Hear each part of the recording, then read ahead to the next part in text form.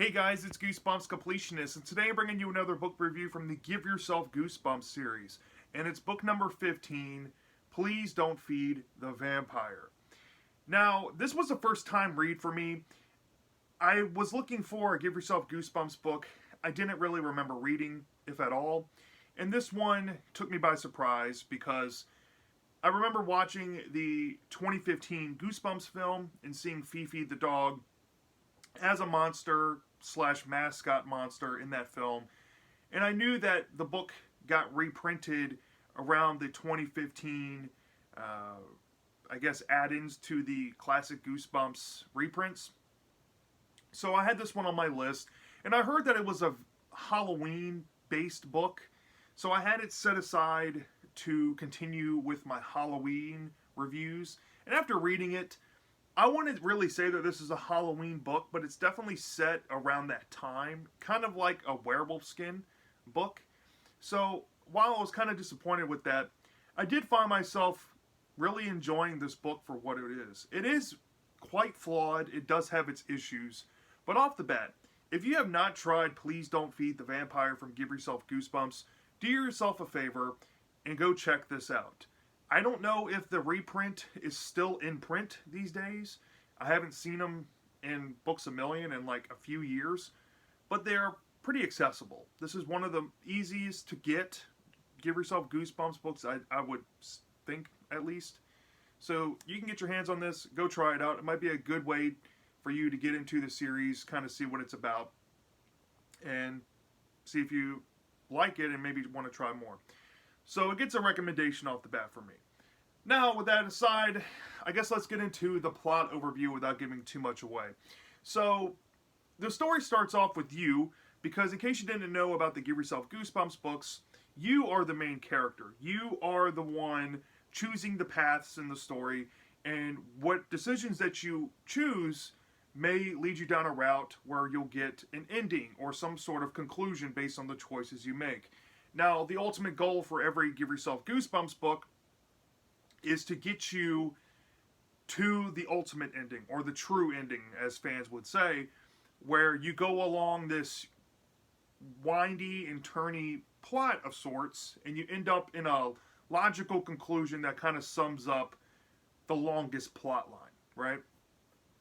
And in this book, it's set up with you as the main character, like I said, and your best friend, Gabe. And you are showing Gabe your costume that you got for Halloween this year. And you happen to pick a costume called Vampire in a Can, which you got from this commodity shop, costume seller in town. And Gabe and you are talking about the costume, and inside of the can where your costume's inside, there is a packet of sorts that says, danger, stay away, don't touch this. But you ignore it, and you open the packet and you taste it because you see some type of liquids inside of it.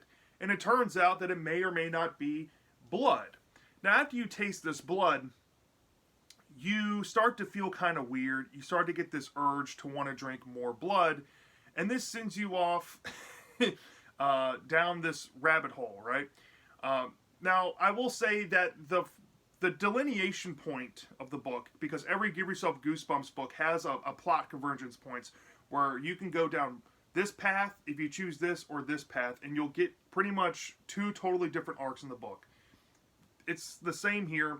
What I just touched on is pretty much the main arc. You have the choice between opening up the packet, drinking what's inside of it, or you don't drink it and you leave it aside, and then something may happen to it. Now, I'm going to go based on the route I chose. I chose not to drink the packet because I have common sense, and this route takes you on the Fifi the dog arc, as I call it, where your pet dog Fifi, you don't drink the packet, and Fifi ends up finding the packet, drinking the liquid inside, and Fifi starts to grow fangs and may or may not be a monster vampire poodle, because Fifi is the cover of this, right?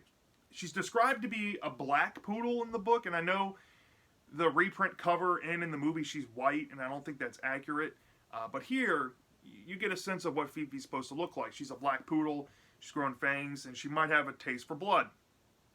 So you and Gabe are now faced with this dilemma.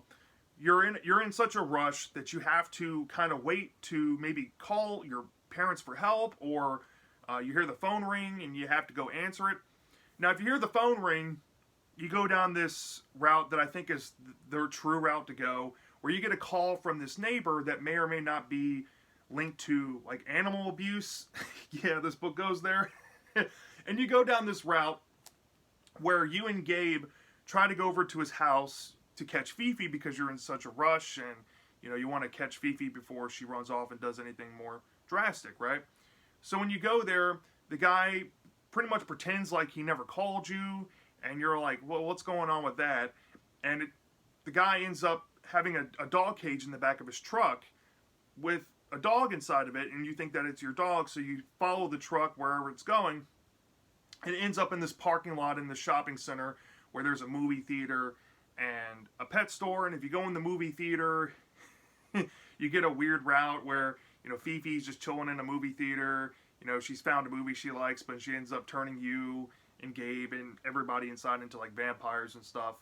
But if you go to the pet store route, you realize that the pet store is about to close, and the woman that's running the store inside looks like she could be the mother of this neighbor. So you wait till the next day to go back and see what's going on with the pet store, but it turns out that all the pets are gone inside the store, and the pet owner really won't say what it is, but you and Gabe speculate that Fifi might have turned all the pets inside the pet store into vampires. And you start to kind of poke and prod and try to find out where these animals could have gone, and you end up finding a talking parrot that can talk full sentences and be coherent like a human, and he's a vampire, and there's all these vampire animals that Fifi has turned into vampires, right? And there's an arc dealing with that. I don't really want to spoil it because it's very short and kind of dumb, to be honest. But the main part you want to get to is the hint that Fifi might have escaped the pet store or the clutches of the owner early on, and went off and started biting dogs, other dogs in the neighborhood. And this is where you get the true ending of this arc. You end up finding Fifi around all these dogs on this porch that have become, vampire dogs. And your friend Gabe had an idea behind your back because he had an inkling that maybe, the commodity shop would have some, antidotes for this vampire liquid. And he finds a costume called Dog in the Can, which has dog biscuits at the bottom. And he pretty much hands out these dog biscuits to cure the dogs of vampirism. And the true ending is you now don't want to be a vampire for Halloween, but you essentially want to maybe be a dog. And that's pretty much the Fifi arc. There's nothing pretty much else you can go down. I guess you can go back to a little tiny other one where it goes more into Fifi just running away and your mom, being like, oh, she'll come back at some point, and there's something that might come out of that. Nothing really significant to bring up. But the Fifi arc, in my opinion, was very weak. I think all of the endings in this arc, for the most part, were kind of cringy. There's a lot of really dumb stuff, like the whole talking parrot mini arc, where he's talking full-fledged sentences, and you have all of these pet store animals being vampires. Very lame. And one of the endings involves a mosquito bite, where you have the neighbor going around wrangling all of these vampire animals that were affected in the pet store, and you got bit by a vampire mosquito. Really? It's just it's very snowball effect like. You have one animal, then you got to touch on every single other possible pet that could become a vampire. It's very cornball, very cheesy. Not my speed. Definitely the shorter and weaker arc of the book. Now, the second arc I went into was by far my favorite. And this arc essentially involves you struggling with your inner demons of becoming a vampire because you, instead of Fifi, consume the liquid inside of the vampire in a can costume box. So after you consume the liquid, you start to have this urge to drink blood. You have this insatiable thirst for blood. You even contemplate on drinking your best friend's blood at one point. It's that insatiable, right? But you have to kind of resist the urge for Gabe to help you. Now, this arc definitely has a lot of twists and turns. And if I'm going to be honest, I'm only going to touch on some briefly that I don't really remember all that much because there's a lot. Out of this 137 page book, this arc is at least 90 to 100 pages of it, I would say. So it's a pretty dense one. But at one point, you get the option to maybe, try some different methods to cure your vampirism or look into it. One option involves you just giving into your urges and going around biting people and drinking their blood. One option involves you doing some research into vampirism and seeing what you can come up with. One involves you just going up to your room, locking yourself in, and see where it goes. And then the other one is to directly go after the curiosity shop owner, who they call the Eyeball Man, to ask for answers. Now, if you go to the Eyeball Man route, the Eyeball Man does kind of connect with another route of the story, so it's kind of pointless. So I started there, and then I realized, well, this one connects to this, so I might as well just go to this one. So there's a route where you get to research things, and it tells you to go back as well. So there's really only two options you can really go with. Either stay in your room, or you can go out and act on your urges. If you go out to act on your urges of being a vampire, this route takes you some really thought-provoking places. You essentially want to start biting people, and Gabe runs away from you, and you're going around looking for victims, you're thirsty and whatnot, and you end up bumping into the Eyeball Man, the curiosity shop owner, who wants to offer to take you under his wing because he notices that you've become a vampire, and you have to either refuse him or kind of go with him. If you refuse him, there's some prices to pay. Let's just say that, where he's just going to, tell you, well, you have to stick with me. So it pretty much forces you to team up with him. And he's like, you need to bring me new victims. So you think that the best place to start is Gabe's older brother. Or this kid that used to bully you. I don't think he's Gabe's brother, actually. But you go over to his house, and you knock on the door. And the thing about vampires, this book touches on vampire cliches. You have to be led inside of the house. You have to go through all of that. Or come outside where the vampire is. And you knock on the door, and it's your friend Gabe. He's over at the house, and he's shocked that you're there, and he comes outside. And essentially, this vampire drinks the blood and kills your best friend in front of you. And then that other kid, I think his name is Robbie, comes down, and the vampire kills him there too. And the ending to this plot line is that the vampire ups and disappears. Robbie's parents come home. Robbie's dad is a police officer, and you're caught there red-handed. And you're pretty much charged with murder and given a life sentence. It's very dark. I was not expecting that, right? So that's one possible avenue you can go down, is dealing with the Eyeball Man, more so. And then there's another route where if you go to the Eyeball Man, it kind of ties into you stay in your room. You get this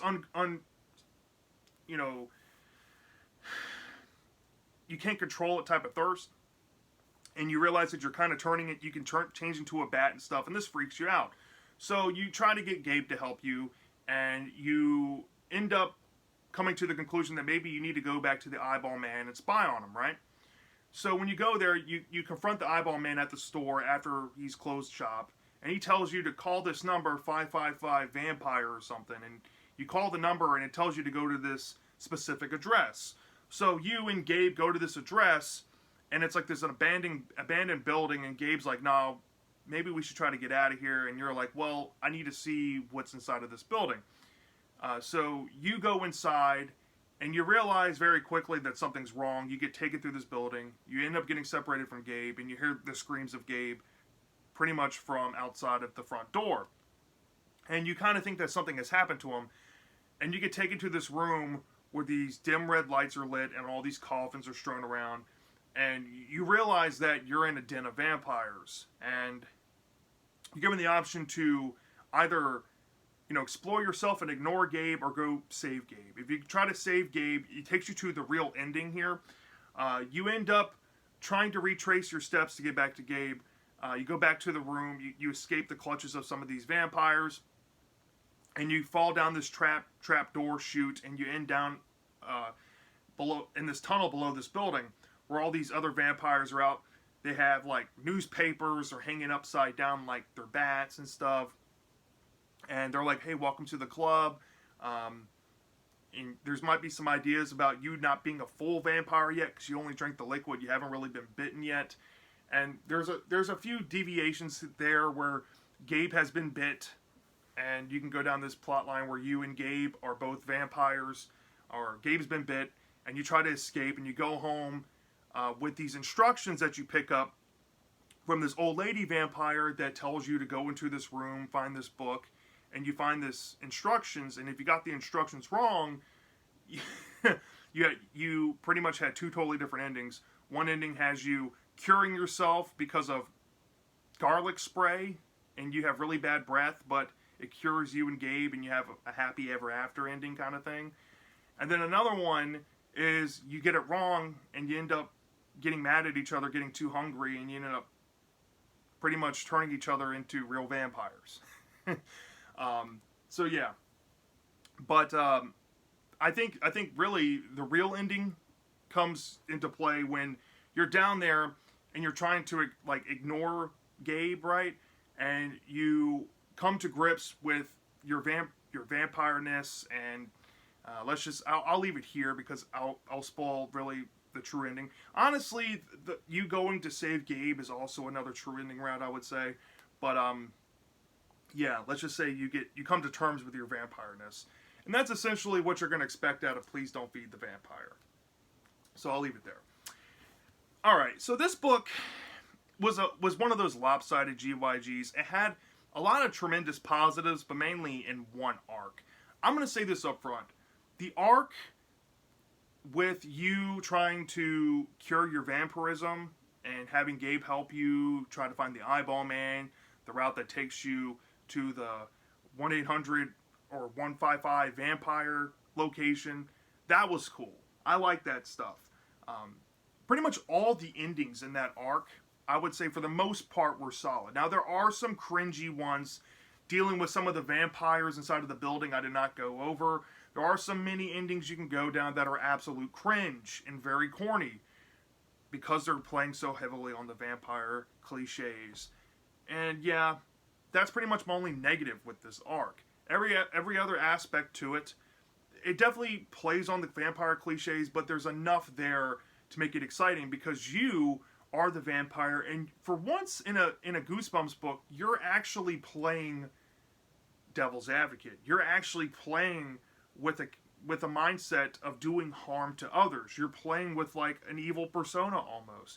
You're kind of struggling with doing the conscientious thing and doing the right thing and forthright thing, and then doing your, I just want to see what happens if I give in to these urges and try to bite Gabe. There is another arc I totally skimmed over, and it involves you dealing with your father who's a dentist, right? Now, I didn't mention that arc because it doesn't really go anywhere, and it kind of loops back to another one. But there is that mini arc with your dad being a dentist, and you get vampire braces, and you try to suck the blood of your dad, but you can't do it, and you end up getting punished pretty much because you starve to death, and you get turned into like a mannequin dummy at this costume shop. Even that stuff, when it's pointless, is still fun. It's still engaging. It's still thought-provoking. So yeah, there's a lot to praise about this book and that arc. Like I said, minus some few corny endings, this was super solid. I would give this maybe like a 4.5 out of 5 stars. Solid A-tier storyline for Give Yourself Goosebumps. And I even like, there is another added bit. There's like, because it's Give Yourself Goosebumps, they try to diversify the formula here and there by adding some game functions into the stories here and there.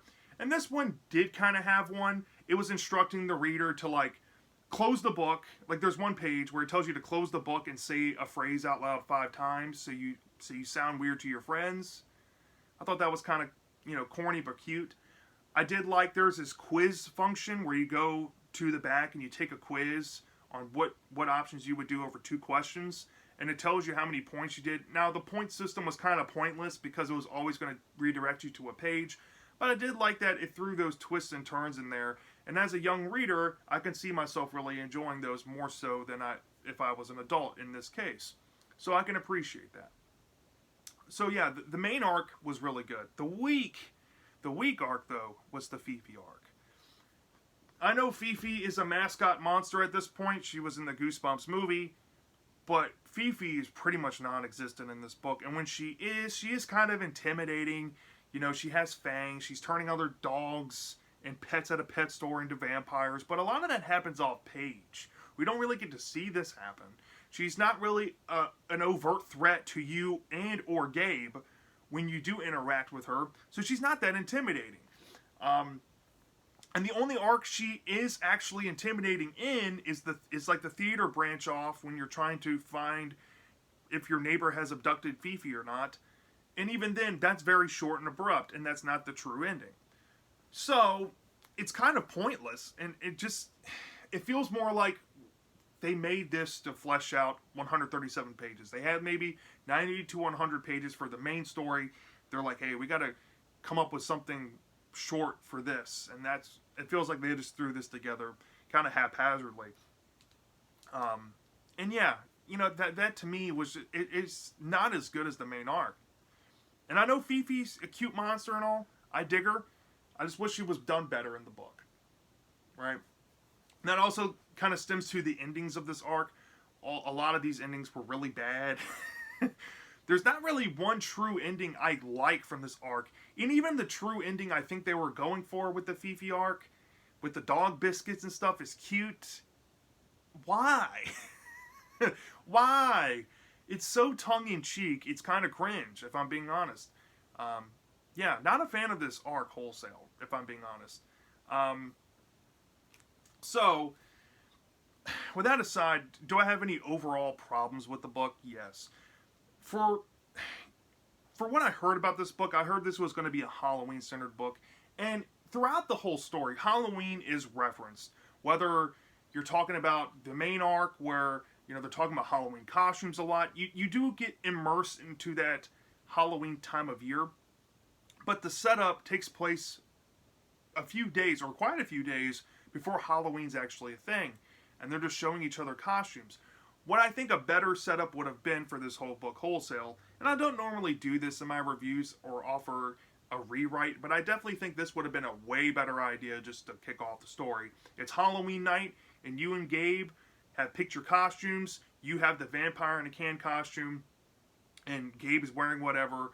You go out trick-or-treating. The guy who sold you the costume is handing out candy at his house, and you want to, talk to him because you idolize him or something. And he says, hey, I like your costume. I'm going to give you something special. And he hands you vampire blood, and that's what kicks off the story, where you're now trick-or-treating with Gabe, becoming a vampire, and all these similar shenanigans happen on Halloween, with more direct Halloween influence on the plot inserted as well throughout the story. And Fifi the dog doesn't have to necessarily be your dog, but it can be maybe the shop owner's dog that sells you the costume, and he pawns you off the liquid and you throw it in the yard, and then you see his dog pick it up and become a vampire or something. I think that would have been a way better setup than what we got in the book. But, with that being said as well, I did like the vampire aspects to the story. And since that vampire stories are not done in Goosebumps all that much, I can let a lot pass with the Halloween theme being kind of an issue for me.